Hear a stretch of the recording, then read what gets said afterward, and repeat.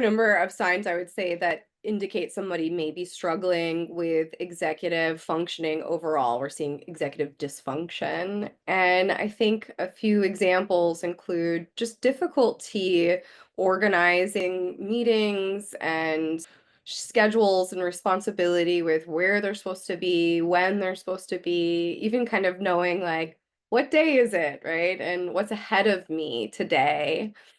I also see a lot of difficulty with the ability to consider short term, medium term, and long term outcomes, right? Or short term, medium term, and long term responsibilities, even. So being able to prioritize and break things into smaller parts and say, I've got to work on this first, or this comes before this when somebody is struggling with executive functioning or we see executive dysfunction, you can see that they might make decisions that don't necessarily support deadlines or priorities or considering a broader and bigger picture. We do see a number of individuals that are struggling with executive dysfunction, perhaps because they have a neurodevelopmental disorder or challenge, such as ADHD.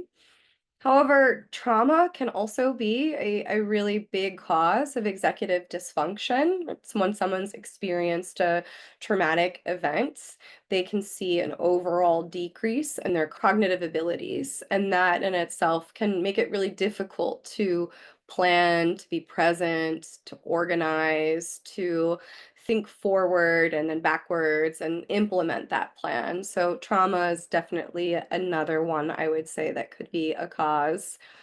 And then depression, your standard, mood disorders, someone really struggling with severe depression can have a lot of difficulty with overall executive functioning.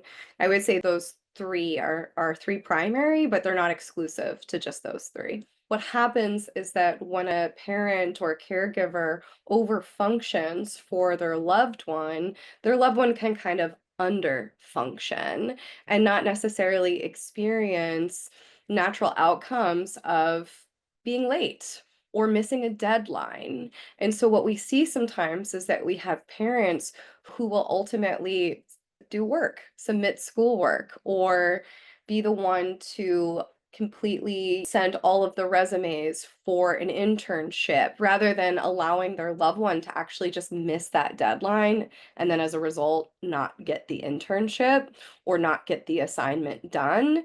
They do it for them. And what happens, I think, overall or sort of long term is that parent or that caregiver is not going to be able to go to work for their loved one, right? They're not going to be able to live their lives or to function for them. And so really need to allow their loved one to experience just the natural outcomes of the dysfunction that might exist. There's going to be a multitude of both group and individual support that a person that's struggling with executive functioning could benefit from.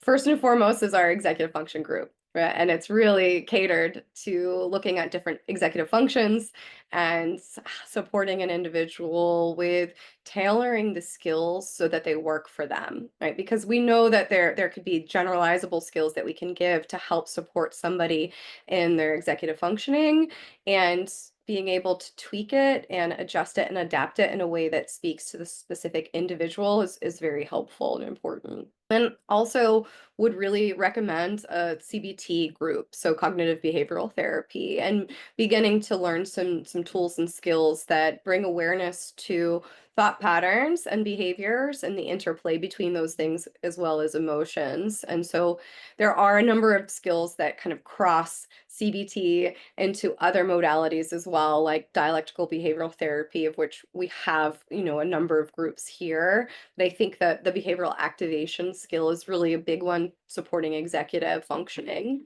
And then last but not least, I would say a solutions focused format within individual coaching spaces. And so really helping a person to identify what a problem is, doing a little bit of an analysis on what feeds into that or what might be some contributors to this, some obstacles that you are managing, and how can we put a plan in place and then enact that plan.